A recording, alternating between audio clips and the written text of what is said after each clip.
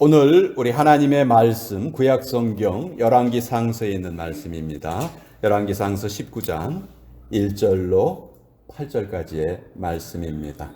우리 하나님의 말씀 같이 1절부터 8절까지 읽도록 하겠습니다. 시작. 아합이 엘리야가 행한 모든 일과 그가 어떻게 모든 선지자를 칼로 죽였는지를 이세벨에게 말하니 이세벨이 사신을 엘리야에게 보내어 이르되 내가 내일 이맘때에는 반드시 내 생명을 저 사람들 중 한 사람의 생명과 같게 하리라. 그렇게 하지 아니하면 신들이 내게 벌 위에 벌을 내림이 마땅하니라 한지라. 그가 이 형편을 보고 일어나 자기의 생명을 위해 도망하여 유다에 속한 브엘세바에 이르러 자기의 사환을 그곳에 머물게 하고 자기 자신은 광야로 들어가 하룻길쯤 가서 한 로뎀나무 아래에 앉아서 자기가 죽기를 원하여 이르되 여호와여 넉넉하오니 지금 내 생명을 거두시옵소서. 나는 내 조상들보다 낫지 못하나이다 하고 로뎀나무 아래에 누워 자더니 천사가 그를 어루만지며 그에게 이르되 일어나서 먹으라 하는지라. 본즉 머리맡에 숯불에 구운 떡과 한 병 물이 있더라. 이에 먹고 마시고 다시 누웠더니 여호와의 천사가 또다시 와서 어루만지며 이르되 일어나 먹으라. 내가 갈 길을 다 가지 못할까 하노라 하는지라. 이에 일어나 먹고 마시고 그 음식물의 힘을 의지하여 40주 40야를 가서 하나님의 산 호렙에 이르니라. 하나님의 말씀입니다. 아멘. 잠깐 기도하겠습니다. 주님의 말씀은 내 발의 등이고 내 길에 빛이 되어 주시기에 저희는 늘 주의 말씀을 받을 때 기쁨과 즐거움으로 받습니다. 오늘도 말씀을 통해 빛을 얻게 하여 주옵소서.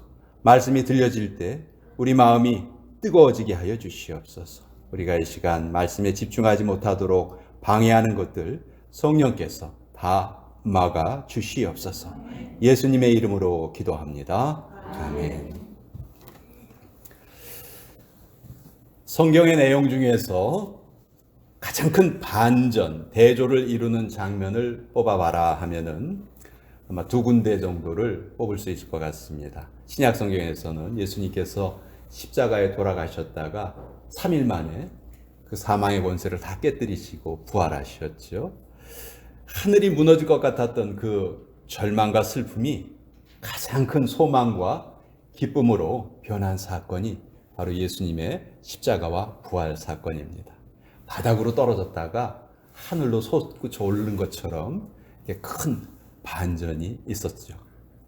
그런데 구약 성경에서의 대조적인 장면은 그것과는 반대입니다. 엘리야 선지자가 갈멜산 꼭대기에서 엄청난 영적인 승리를 거둔 후에 바로 며칠 후에 한없이 나락으로 떨어져서 절망하는 모습을 우리가 보게 됩니다. 열왕기 상서 18장에서는 엘리야가 바알과 아세라를 섬기는 선지자 850명과 1대 850의 1의 대결을 벌입니다. 거기에서 완벽한 승리를 거두죠. 그리고 그 거짓 선지자들을 다 칼로 죽여버렸어요. 그런데 바로 그 다음 장인 열왕기 상서 19장을 보면 그렇게 큰 승리를 거두었던 엘리야가 완전히 낙심해서 절망에 빠져 있는 모습을 보게 됩니다. 자, 갈멜산 꼭대기에서 거두었던 그 승리, 선지자로서는 선지자가 맛볼 수 있는, 선지자가 누릴 수 있는 최상의 모습이었어요. 그런데 이 일이 있고 난 후에 엘리야가 광야에 지쳐 쓰러져 있습니다. 또 이 모습은 선지자가 보여줄 수 있는 가장 최악의 모습, 가장 낮은 모습이라고 할 수 있겠죠. 어떻게 이렇게 달라졌나? 어쩜 이렇게 불과 며칠 사이에 구약을 대표하는 엘리야 선지자가 이렇게 빨리 변할 수 있을까? 그런데요, 성경은 이 모습을 기록을 하면서 이 모습이 바로 우리 인간의 실제의 모습이다 하는 것을 알려주십니다. 그래서 이 모습은 우리에게 아주 깊은 메시지를 주시는데요. 인간이 이렇게 약하다는 것, 그리고 승리의 순간이 오히려 가장 영적으로 위험한 순간이 될 수 있다는 것, 이것을 우리에게 알려주십니다. 자, 엘리야가 왜 그렇게 큰 승리를 거두고 이렇게 절망을 하는가? 저는 오늘 여러분과 함께 이것을 나누면서 또 하나님께서는 엘리야를 어떻게 회복시켜 주셨는지 그것을 같이 알아보도록 하겠습니다. 왜냐하면 우리들에게도 이와 비슷한 경험이 얼마든지 있을 수 있거든요. 우리도 꼭 회복이 필요한 존재들이잖아요. 자, 엘리야가 낙심했던 가장 큰 이유는 하나님보다 환경이 더 크게 보였기 때문입니다. 자기 형편이 더 크게 보였어요. 엘리야가 그렇게 큰 승리를 거둔 후에 아합의 왕비 이세벨로부터 전가를 받습니다. 오늘 본문 2절에 보면 이세벨이 사신을 엘리야에게 보내어 이르되 내가 내일 이맘때에는 반드시 내 생명을 저 사람들 중 한 사람의 생명과 같게 하리라, 이렇게 말해요. 한마디로 간단히 말하면 내가 반드시 너를 내일까지 죽여버릴 거야. 그 갈멜산 꼭대기에서 죽임을 당했던 그 850명의 바알과 선지자처럼 너도 꼭 죽여버릴 거야 하는 것을 지금 이세벨이 엘리야에게 그 소식을 전하는 거예요. 자, 이 소식을 듣고 엘리야가 어떻게 반응했나요? 자, 갈멜산 꼭대기에서 850명의 거짓 선지자들과 대결했던 그 영적인 담대함이 엘리야가 그것을 보였나요? 아닙니다. 여기서 엘리야는요, 걸음아 날 살려라 하고 도망을 갔어요. 어디로 도망을 가는가? 브엘세바로 도망을 가는데요. 브엘세바는 북이스라엘 밑에 남유다가 있죠. 그 남유다의 맨 남쪽 끝에 있는 도시예요. 그러니까 이세벨 왕비가 살고 있는 사마리아에서 계산해 보면 제일 먼 곳이 브엘세바예요. 거기로 도망을 간 거예요. 근데 여러분, 우리가 생각을 해봅시다. 왜 엘리야가 이렇게 두려워서 멀리 도망을 갔을까? 이세벨의 위협이 과연 이때에만 있었던 것일까? 갈멜산에서 엘리야가 그 850명의 거짓 선지자들과 대결할 때에는 이런 위협이 없었는가? 아니죠. 그때도 분명히 아합과 이세벨은 엘리야를 위협하고 있었습니다. 엘리야를 늘 미워하고 있었죠. 엘리야가 사역하는 내내 이 아합 왕과 이세벨 왕비로부터 위협이 없었던 적이 없었어요. 그런데 왜 하필 그렇게 큰 승리를 거둔 직후에 엘리야가 이렇게 절망에 빠져 있을까? 힘이 빠질 대로 빠져서 완전히 우리가 알고 있는 엘리야와는 전혀 다른 사람이 되어버린 엘리야의 모습. 아무도 엘리야의 이런 모습은 상상하지 못했을 거예요. 우리라고 뭐 그렇게 크게 다르지 않습니다. 여러분, 영적인 승리와 침체는요, 종이 한 장 차이예요. 우리가 너무나 연약한 존재이기 때문에 그렇습니다. 우리 지난주에 이사야서의 말씀을 살펴봤는데 그의 호흡은 코에 있나니 샘할 가치가 어디 있느냐. 인간을 의지하지 말아라. 그런 말씀 우리 지난주에 살펴보았죠. 모든 선지자를 대표하는 엘리야라 할지라도 이렇게 연약한 인간에 불과하다는 것이죠. 갈멜산에서의 그는요, 온전히 하나님께 집중했어요. 하나님만 바라봤습니다. 근데 이제 마치 망원경을 거꾸로 보는 것처럼, 망원경을 제대로 보면 이렇게 커 보이죠? 근데 거꾸로 보면 어떻게 보여요? 한없이 작아 보이죠. 마치 엘리야의 시선이 망원경을 거꾸로 보는 것처럼 바뀌어버렸어요. 하나님을 바라보던 그가 주변 환경을 더 크게 보기 시작을 합니다. 바로 이것이죠. 이것이 엘리야의 침체의 원인이었습니다. 승리 이후에 엘리야에게 꼭 필요했던 것은 뭐냐면 하나님께 계속해서 자기의 시선을 집중시키는 것이죠. 그런데 엘리야는 그렇지 못했다는 것. 오히려 환경에 더 집중했다는 것이죠. 여러분, 우리가 환경에 우리의 마음을 빼앗겨서는 안 됩니다. 그러면 우리는 낙심할 수밖에 없어요.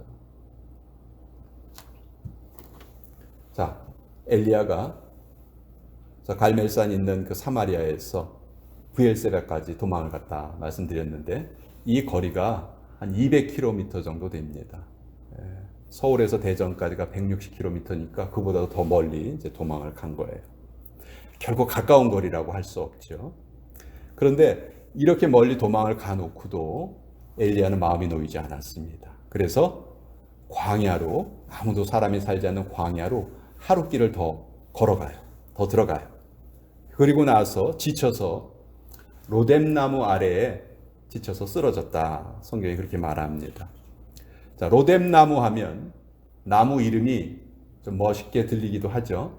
그런데 우리가 상상하듯이 그 광야의 뜨거운 햇빛을 막아줄 수 있는 그런 무성한 잎을 가진 그런 나무가 아닙니다. 전혀 아니에요. 영어로 로뎀나무는 브룸트리라고 번역이 되어 있어요. 빗자루 나무예요. 우리 한국 사람들이 이해하기 쉽게 설명을 하면, 여러분 옛날에 우리 그 쌀이나무 가지로 빗자루를 만들어서 이렇게 쓸었죠. 그래서 그걸 사용을 했죠. 그러니까 우리 한국 사람들 쉽게 알아듣기 쉽게 말하면 쌀이나무예요. 쌀이나무. 쌀이나무 밑에 여러분 누워 있어 보세요. 그 쌀이나무가 광야의 햇빛 같은 것을 막아줄 수 있나요? 전혀 못 막아주죠. 이렇게 빗자루 나무 아래에 털썩 주저앉아 있는 엘리야의 모습은 마치 그 빗자루를 싹 깨끗이 쓸려 나갈 것만 같은 그런 연약한 모습을 우리에게 보여주고 있습니다. 그리고 이렇게 지쳐 있을 때 엘리야가 하나님께 기도를 하는데요. 어떤 기도를 드리냐면 4절에 보면 여호와여 넉넉하오니 지금 내 생명을 거두시옵소서. 나를 죽여 주시옵소서. 자기를 죽여달라고 지금 기도를 합니다. 여러분, 이 기도가 정말 엘리야의 진심이었을까요? 아니에요. 진짜 죽고 싶었으면 왜 도망을 옵니까? 그냥 가만히 그 사마리아에 있으면 알아서 이세벨이 싹 죽여주는데, 이렇게 멀리 도망을 와놓고 날 죽여주세요. 이건 엘리야의 본심이 아니죠. 엘리야는 살고 싶었어요. 그러니까 200km나 되는 그 거리를 도망을 와서 또 광야길로 하루를 더 도망을 간 거죠. 그런데 왜 이렇게 자기 마음에도 없는 기도를 하나님께 드릴까요? 엘리야 선지자는 보통 선지자가 아니거든요. 엄청나게 많은 기적을 베풀었던 선지자예요. 그런데 왜 이렇게 마음에도 없는 기도를 할까? 우리가 환경에 우리의 마음을 빼앗겨 버리면요, 우리의 기도조차 잘못 나온다는 거예요.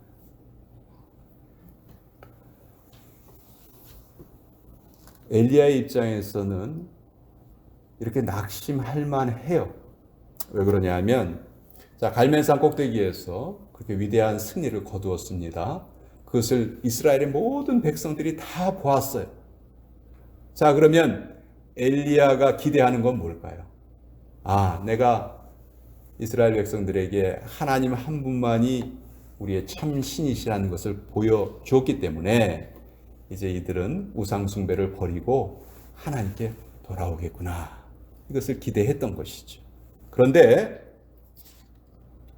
실망스럽게도 이스라엘 백성들은 그 큰 기적을 보고도 전혀 그 마음이 돌아서질 않았습니다.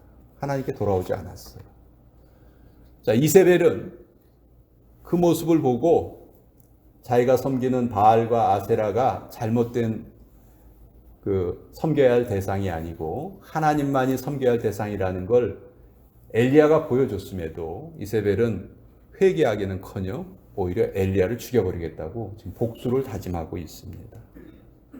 자, 그러니까 엘리야가 이렇게 낙심하는 것도 어떻게 보면 우리 이해할 만해요. 모세도, 그 위대한 모세도 이스라엘 백성들을 이끌고 광야길을 갈 때 이스라엘 백성들이 불순종한 경우가 많았었죠. 그때 모세도 똑같은 기도를 하나님께 드립니다.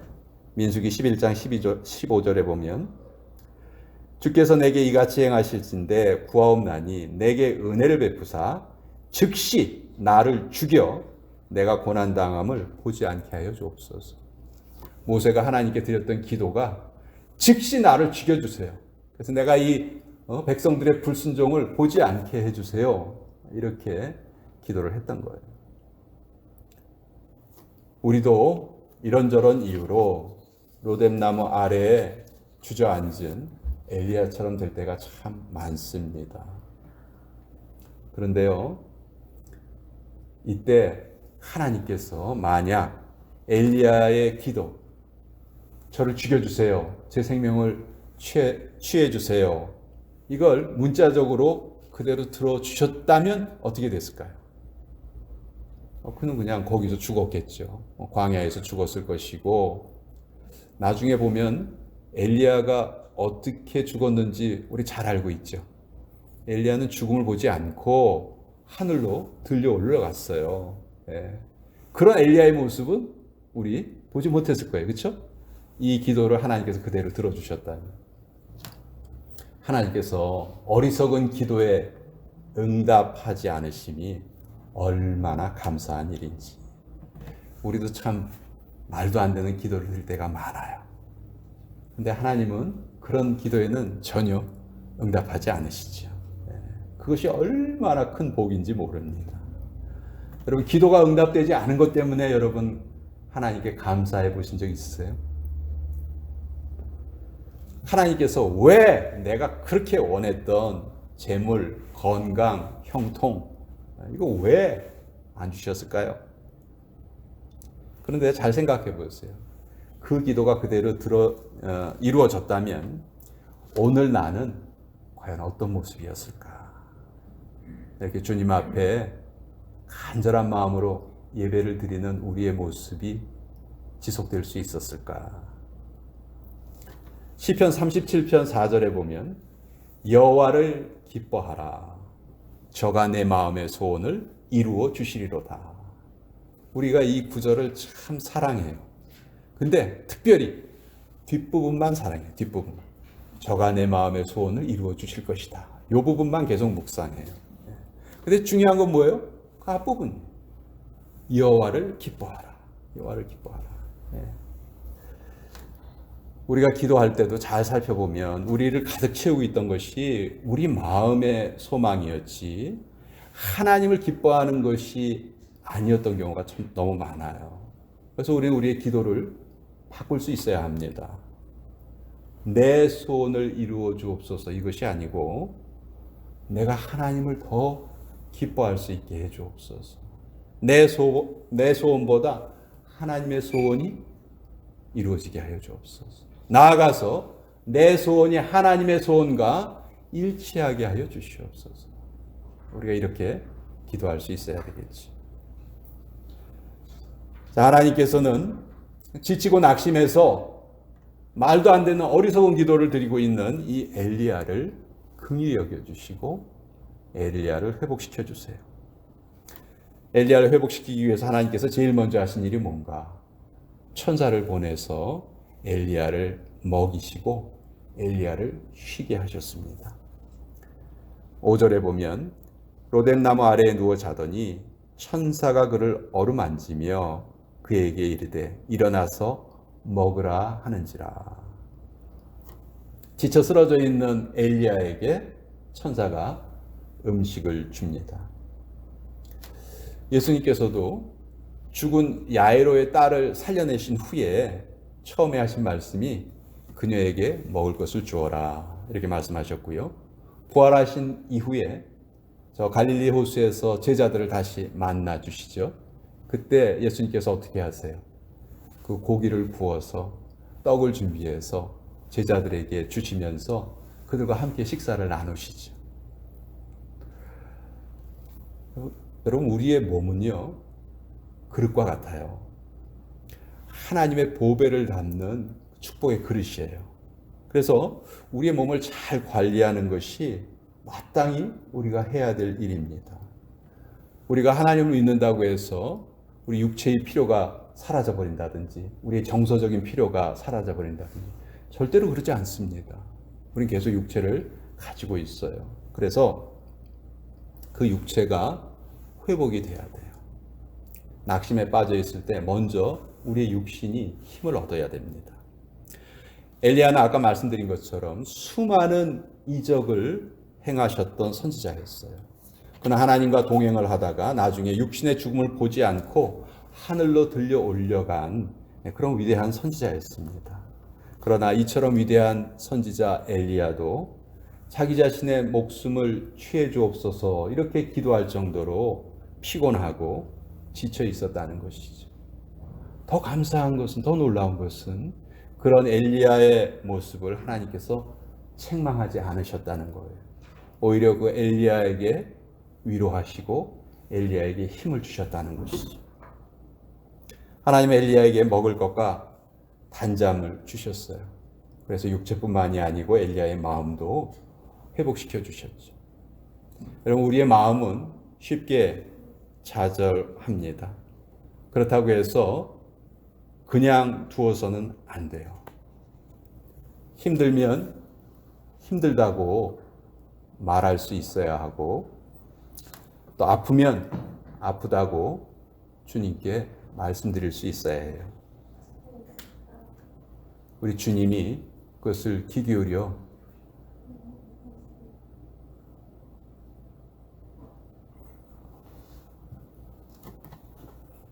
혹시 우리 도움이 필요하신가 좀 가서 좀 알아봐 주세요. 괜찮으세요? 네. 김문희 성도님이 투석 치료를 일주일에 3번씩 받으시거든요. 그래서 갑자기 이렇게 좀 에너지가 이렇게 빠지실 때가 있는 거예요. 예, 감사합니다. 예. 자, 우리가 힘들 때, 어려울 때, 그때 가만히 있어서는 안 되고요. 모든 것을 우리 주님께 말씀드릴 필요가 있습니다. 주님이 그것을 다 귀 기울여서 듣고 계세요. 사람들과 오래 얘기하는 것보다 짧게라도 주님과 함께 대화를 나누시는 것이 훨씬 우리에게 도움이 됩니다. 예. 우리는 은혜로 사는 사람들이에요. 현실이 비록 피곤하고 지칠지라도 하나님을 바라봐야 합니다. 엘리야가 몸과 마음이 한없이 지쳐 있을 때 그는 하나님께 자기의 사정을 아뢰습니다. 물론 잘못된 기도를 드렸죠. 그렇지만 그 잘못된 기도가 진심이 아니라는 것을 하나님은 너무도 잘 알고 계셨고 하나님의 엘리야를 만나 주셨어요. 자동차만 리콜하는 거 아닙니다. 침체에 빠진 사람도 하나님이 리콜하세요. 우리도 영적인 침체를 겪고 있다면 다시 하나님 앞에 다시 세워져야 됩니다. 그리고 기도하고 간구하는 자에게 부어주시는 하나님의 은혜가 우리에게 다시 임할 것입니다. 오늘 이 말씀, 엘리야가 어떻게 회복됐는가? 하나님께서 그렇게 침체에 빠져 있는 엘리야를 회복시켜 주신 것처럼 우리도 하나님께서 꼭 회복시켜 주실 것이다. 우리는 하나님께 우리의 모든 사정을 아뢰기만 하면 된다. 이런 말씀의 은혜가 저와 여러분에게 충만히 임하시기를 다시 한번 축원드립니다. 기도하겠습니다. 아버지 하나님, 그 위대했던 선지자 엘리야가 이렇게 힘없이 무너지는 모습을 봅니다. 하나님께 큰 칭찬을 받았던 다윗도 또 살인죄를 짓고 절망했던 적이 있었습니다. 그렇지만 그 어느 순간에도 주님은 우리들을 굽어 살피고 계시고 또 우리가 하나님 앞에 나올 때 다시 회복시켜 주시는 너무도 좋으신 은혜의 하나님이십니다. 잘못된 기도를 드릴 때에도 꾸짖지 않으시고 우리를 품어주시는 하나님. 엘리야가 그 큰 낙담에서 주님의 도우심으로 딛고 일어선 것처럼 우리 모두에게, 예배에 참여한 우리 모두에게 오늘 이 시간 회복의 은혜가 크게 임하게 하여 주시옵소서. 예수님의 이름으로 기도합니다. 아멘.